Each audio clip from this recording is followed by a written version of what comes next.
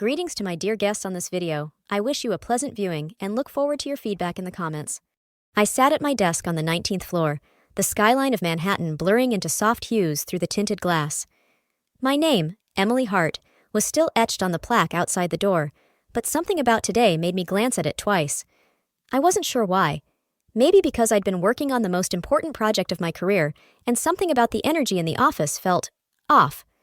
The deal on my screen had the potential to shift the entire landscape of enterprise cloud security. I'd been refining it for 9 months, coordinating with European legal teams, smoothing out compliance kinks, mapping the data infrastructure so precisely it could survive a Category 5 disruption.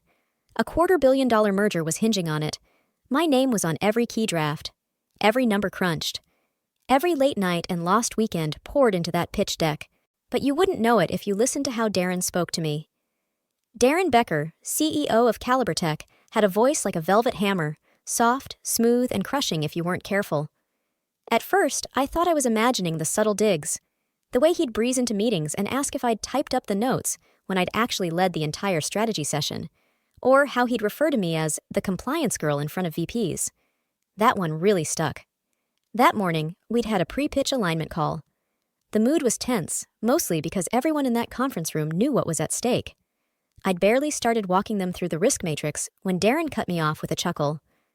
"Let's not get too deep in the weeds," he said, looking around the table like he was sharing an inside joke. "Emily's got the paperwork covered. We can handle the rest." Paperwork. I felt my stomach twist. Around the table, a few team members glanced awkwardly at their coffee cups. Nobody challenged him, not even David, who had once admitted after drinks that the entire architecture of the deal was pure Emily. I just smiled, as I always did, and flipped to the next slide. Later that day, I heard him in his office through the thin glass walls. His voice was low but sharp. "She's good with forms and flags, legal glue, but this deal needs vision. I've got David and the partners for that." It wasn't the first time I'd been underestimated, but it was the first time I knew I was being actively sidelined. This wasn't just a comment, it was a maneuver. Still, I stayed focused. There was too much riding on this. I'd quietly been preparing contingencies, not because I didn't trust my team, but because I didn't trust Darren. By 8 p.m., the office had cleared out. I was still there, adjusting slide 47 on the data breach contingency model. The lights in the corridor were motion activated, and every now and then they'd click off, plunging the room into a ghostly blue from the skyline outside. I didn't move, just kept working. I thought about the non-disclosures I'd had our attorneys review in my name, the backup files I'd stored, encrypted on a private cloud, the pitch variation I hadn't shown anyone yet, a version with a different trajectory, a different rollout schedule, a different name at the top. Mine. Darren didn't know it, but I'd been preparing for exactly this kind of play. Because if I was just the girl for paperwork, then he wouldn't even see it coming. I wasn't going to let Darren ruin this. The deal, codenamed Project Arclight, was more than a contract. It was a merger that would reshape digital infrastructure across the East Coast. A $250 million partnership between CaliberTech and a fintech giant, HelixCore. If this deal landed, our firm would triple its valuation. I knew it. More importantly, they knew it too. And I was the one holding the blueprint. Despite Darren's smug comments, I had something more powerful than his approval: the numbers. My models had sliced their projected integration costs by 32%. My compliance structure passed 2 independent audits in record time. I'd identified the key vulnerabilities in HelixCore's network before their own CTO did. While Darren basked in boardroom ego, I was in the trenches with the code, the contracts, the strategy. The only reason we were even in the final round of HelixCore's selection process was because of my work. And yet, Darren was already scheduling meetings without me, pitch rehearsals, partner dinners, positioning himself as the architect of Arclight. Let him posture. I had the real leverage. Because HelixCore didn't want a pitch, they wanted a solution, and I was the only one who had it. That morning, I received a secure email from Clara Joe, their head of integration. Her message was direct. "Need a sanity check on the shared server load model. Something's not matching your last draft." I smiled. She wasn't going to Darren or David, she was coming to me. I toggled over to the forecast charts, and sure enough, she was right. One of the usage prediction scripts had reverted to an earlier version, a bug introduced when Darren's team tried to streamline the slides for visual appeal. I fixed it in under 6 minutes, reran the numbers, and attached a note. Version B4, 3 now includes updated usage burst logic. Let me know if you need a walkthrough. 10 minutes later, you're a lifesaver. Honestly, you should be running this deal. And that's when it hit me. They knew. They all knew. I wasn't just the person behind the curtain anymore. I was the reason the curtain was still standing. But the real twist came later that afternoon, when I received a calendar invite from someone unexpected. Julian Keats, CFO of Helix Corp.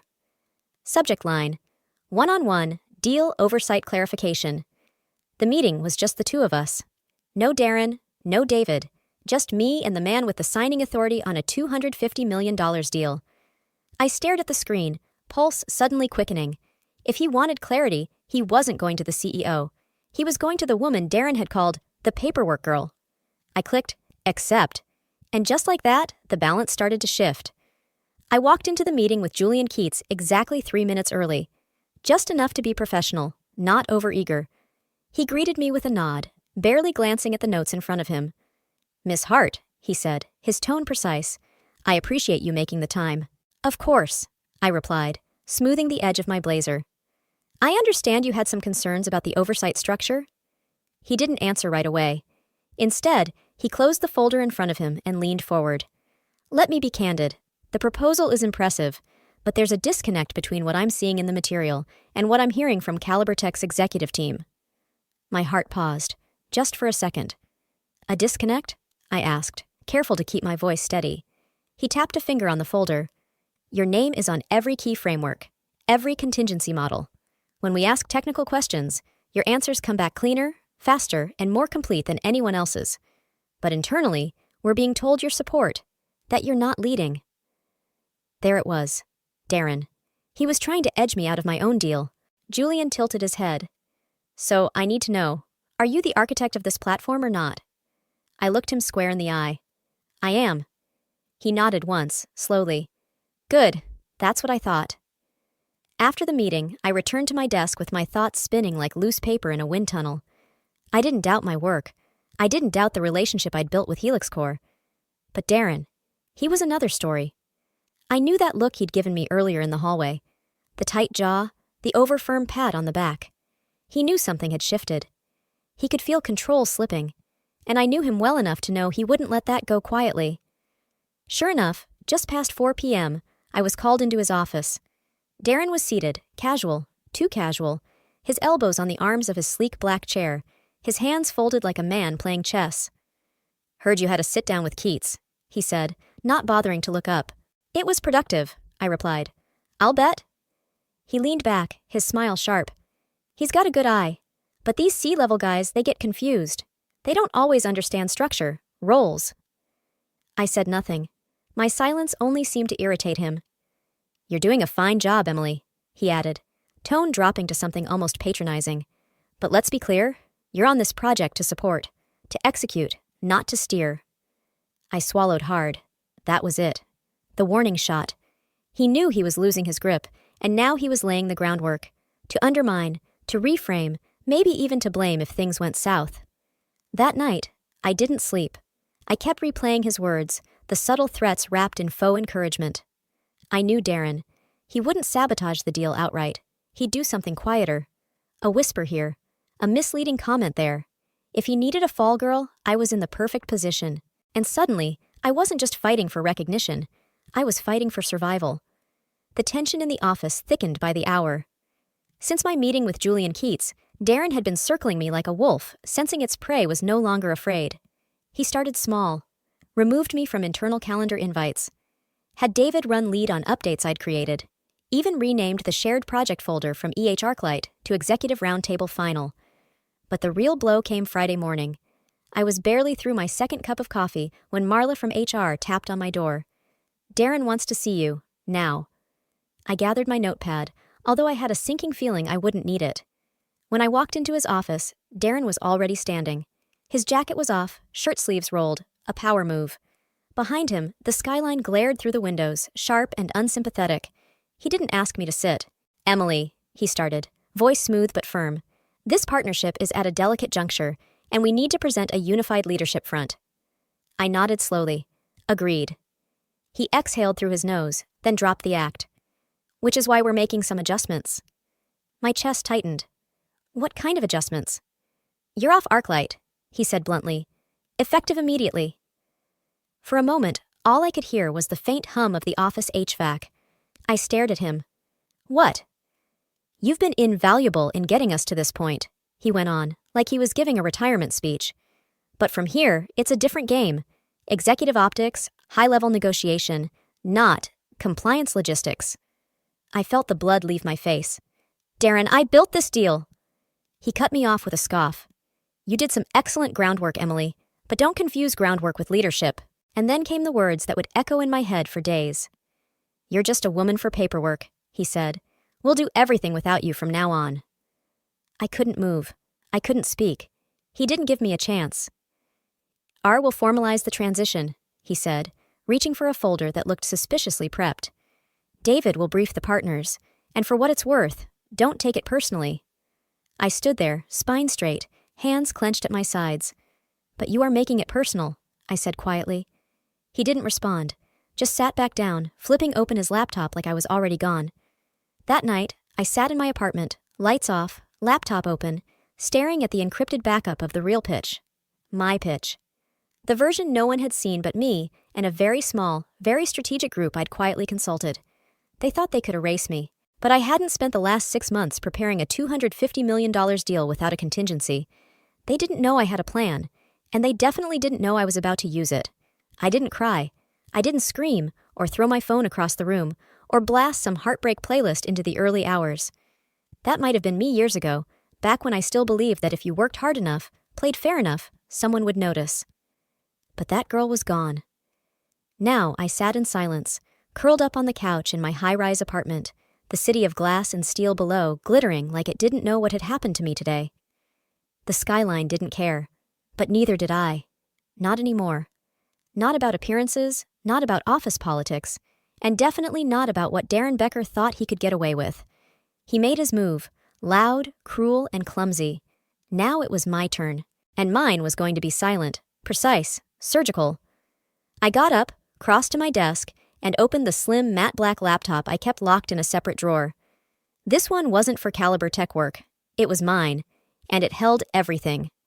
I entered my encryption key, waited for the digital fortress to unlock, and there it was. My war chest, my files, my documentation, my blueprint, Project Midas. I named it after the king who turned everything he touched into gold. Not because I was arrogant, but because I had finally realized what I'd built, what they thought they could steal, wasn't just good. It was invaluable. ArcLight had been the visible shell, but beneath that, I'd been crafting something smarter, sleeker, and impossible to replicate without me. All the compliance innovations, the predictive integrations, the adaptive escalation response protocols, all mine, code signed, time-stamped, patent pending, quietly filed under Heart Strategies LLC 3 months ago during one of those vacation weeks Darren insisted I take to rest. He had no idea I spent that entire week with a lawyer and a startup advisor in a co-working space downtown, laying legal foundation for every line of innovation he was now trying to sell without me. He didn't know the source code in ArcLight's core framework was never fully shared with his team. The crucial parts were demo only, built in isolated sandboxes, and all access routes tied directly to my key. He didn't know that Helix Core's lead tech strategist had sent me a confidential message the night before. There's something missing in what we received this week. Did they revise the system layout? No, I thought. They tried to duplicate what they didn't understand. Now the weight of everything began to lift. I had the code. I had the proof. I had the relationships. And I had a plan. Step 1. Reach out to Clara Jo at Helix Core quietly. Let her know, without triggering alarms, that the original system design came from me, and that Caliber Tech's version no longer included the license structure they were expecting. Step 2. Lock down every vendor and contributor I'd worked with. I pulled up my NDA roster, over a dozen independent contractors and tech consultants, all bound by airtight confidentiality clauses. No one could claim ignorance. If Darren tried to build from what I'd shown, he'd be stepping into a legal landmine. Step 3. Activate the alternate pitch, the one I never submitted to Darren. The one that had been quietly reviewed by a few venture contacts I'd kept in my back pocket. One of them, in particular, had left me a voicemail last week. If Caliber Tech won't fund this, I know a dozen people who will. Call me. And I was going to call him. Tomorrow. But tonight? Tonight was for Steele. For stillness. For remembering who I was before Darren ever tried to shrink me into a shadow of my own brilliance. He thought firing me would neutralize a threat.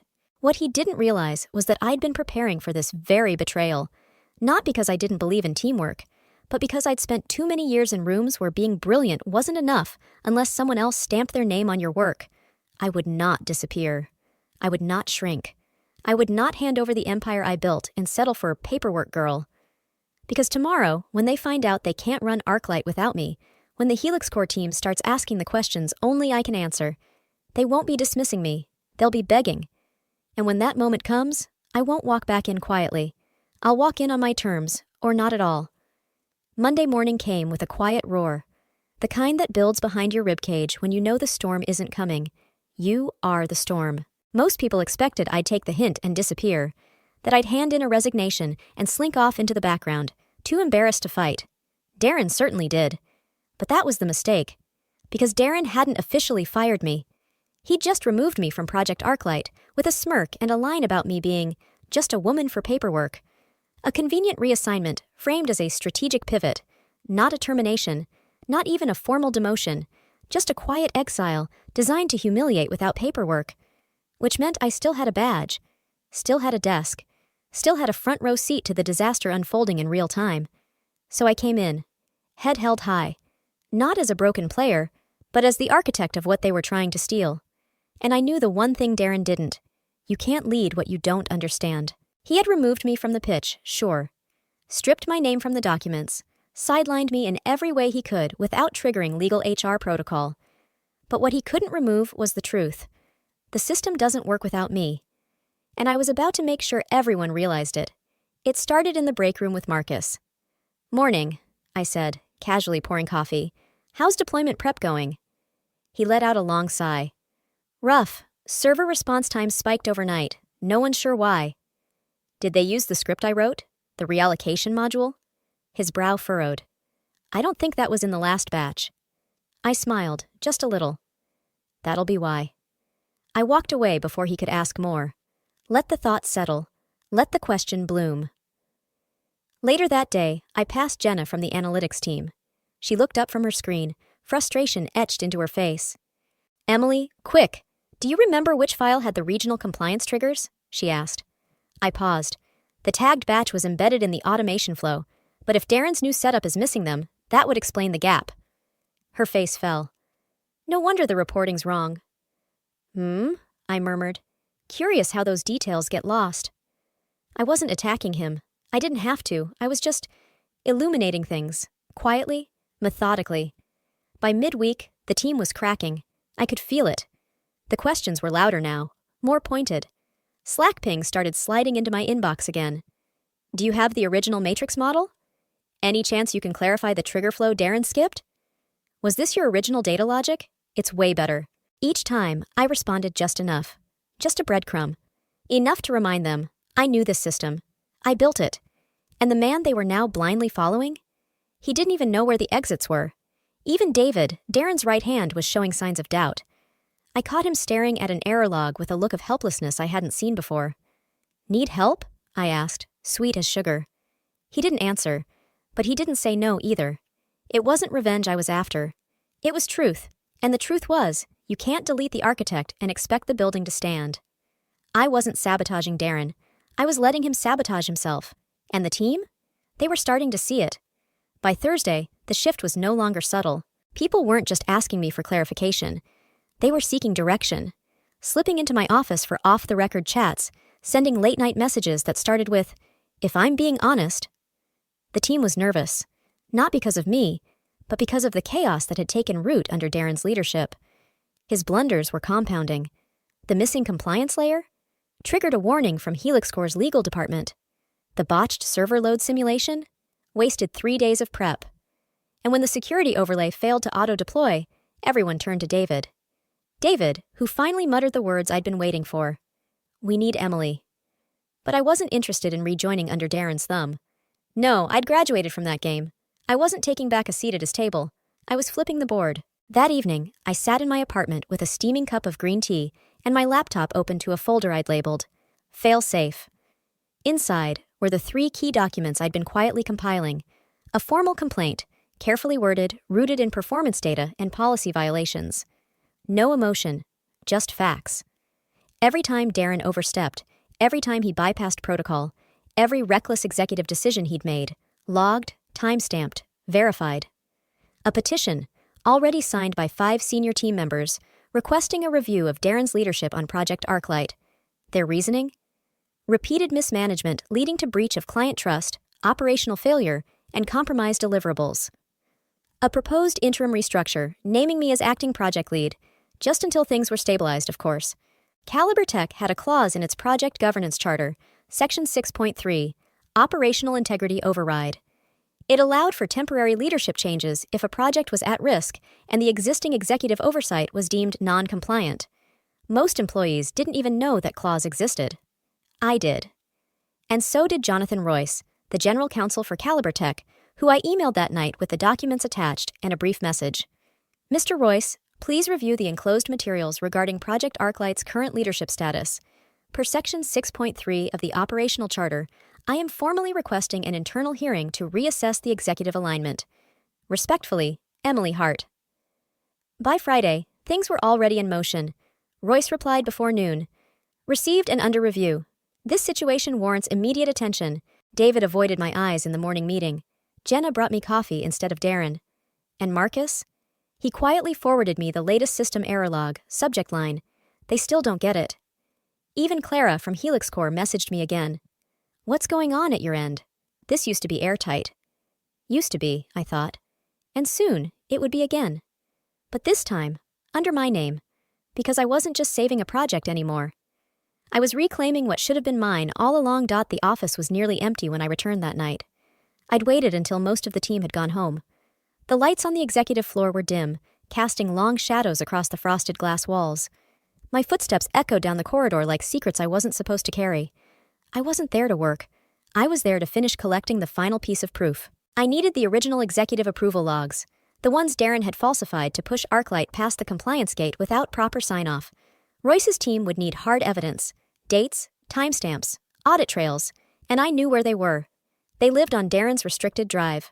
I'd learned months ago that Darren used a local copy protocol to archive key docs, paranoid, even from the IT team. What he didn't realize was that during the development phase, I'd been granted admin credentials to monitor sync lag across our shared servers. It had since been revoked, but a forgotten offline backup still mirrored his personal folder. And tonight, I had access.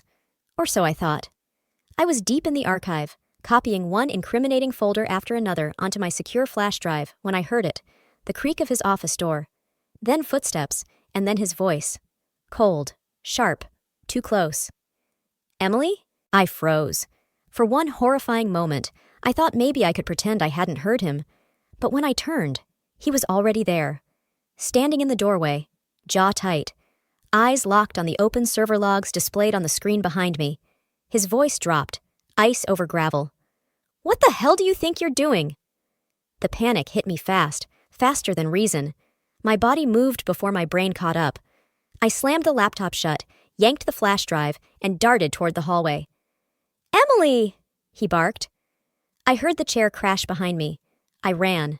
Not a jog, not a fast walk. I ran. Down the corridor, past the elevators, straight to the stairwell.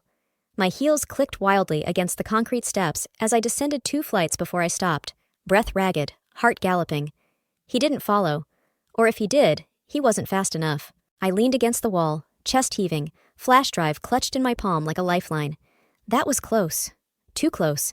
If he'd gotten to me even 2 minutes earlier, he could have deleted the files. Called security. Twisted the narrative into something I couldn't untangle. He knew now. He knew I was coming for him, and he wouldn't play nice again. I texted Jenna. Out sick. Not coming in tomorrow. Possibly longer.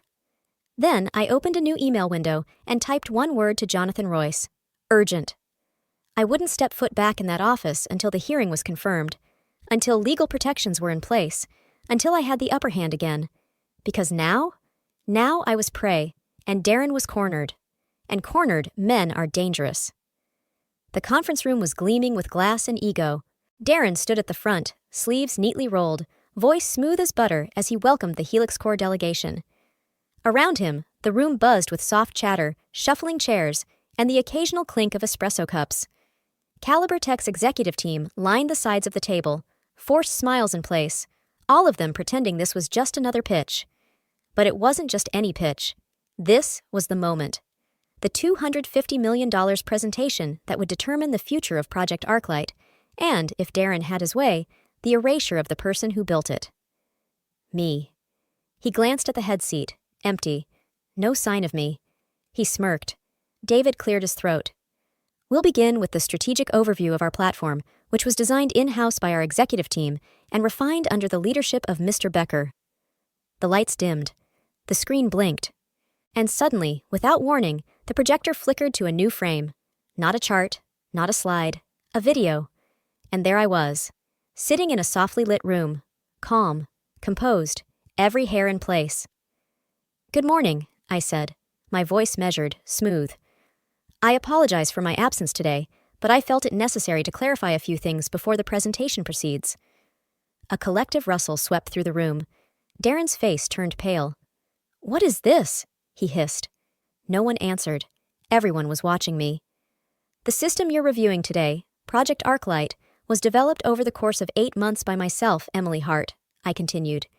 "Every core component, every compliance module, and every integration pathway was designed and executed under my direction." I paused, letting that settle. There have been recent attempts to present this system as a product of collective executive oversight. That is incorrect. The documented build history, source code logs, and provisional patent filings, all of which have been submitted to legal counsel, clearly identify myself as the sole architect of the platform's foundation. Darren stood. "Turn it off," he snapped. But no one moved. I kept speaking. "I urge the Helix Core review team to request full documentation before proceeding with any agreement. Transparency matters, integrity matters, and you deserve to know who built the system you're investing in." The screen went black. Silence. Then someone from the Helix Core side, Julian Keats, turned to Darren slowly, coolly. "You said this was developed internally by your team?" Darren cleared his throat, but no words came out. David leaned forward. "We may need to verify the documentation." Julian raised an eyebrow. "Yes, I think you should." The meeting unraveled. People stood, murmured, phones lit up. Caliber Tech's legal rep darted out of the room. Darren looked like a man drowning in his own suit. He'd walked into the room certain he'd buried me. Instead, he walked into a trap I'd built in silence. And now, the spotlight was exactly where it belonged. The fallout was swift. By noon the next day, Caliber Tech was crawling with auditors, internal and external.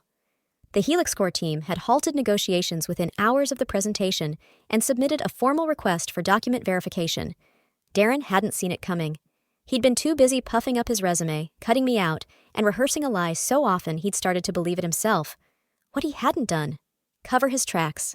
You'd think that someone so obsessed with power would at least be meticulous. But arrogance makes people sloppy. He hadn't reissued the internal documentation. He hadn't altered the changelogs or tampered with the version control history. He thought removing me from the team was enough to erase my fingerprint on every major decision. It wasn't. In fact, every step of his sabotage was now perfectly preserved, time-stamped, cross-referenced, and reviewed by the legal team with brutal clarity. Royce called me personally. "Emily, I don't say this lightly, but you saved the company." "I know," I said without apology. He laughed. "Would you consider stepping into a new leadership role? The board is extremely interested." "Let's talk about it soon," I said. "Right now, I'm just enjoying the moment." And I was. Because as I walked back into the building 3 days later, on my own terms, with my own legal team behind me, the mood was different. The same people who had looked through me now looked to me. Even the front desk attendant smiled like she was watching a movie she hadn't expected to love. When I reached my old floor, I found Darren in a glass-walled conference room, hunched over a pile of reports, eyes bloodshot. His tie was loose, his confidence gone. I knocked on the glass once, then pushed the door open. He looked up. I gave him a smile. Not cruel, not smug, just factual. "You know," I said, stepping closer, "for a guy who said I was only good for paperwork." I held up a thick folder, the original system logs, patent filings, and every oversight he missed. "You're not even good at paperwork." His jaw clenched. but he said nothing, because there was nothing left to say. That afternoon, the board voted to remove him from his role. The words were sterile: executive misconduct, breach of protocol, violation of internal ethics charter. But I didn't need vengeance and headlines. What I got was better: control, integrity, respect. They offered me Darren's office. I declined. I didn't want the same glass walls he used to isolate and dominate. I wanted a space where people didn't look over their shoulders, but looked forward. So I took a different office, one with fewer windows and more whiteboards, because we were building something new now. And this time, it had my name on it. I kept the flash drive, the one I used that night I ran. It sits in my drawer like a souvenir. Not a fear, but a fire. Of every late night, every stolen credit, every condescending smirk that led to this. They underestimated the quiet one. The girl they dismissed as background noise. But I wasn't the background. I was the architect of the future they were trying to fake. And I didn't just come back. I rebuilt the room and made sure next time the door stayed open for everyone they used to overrule.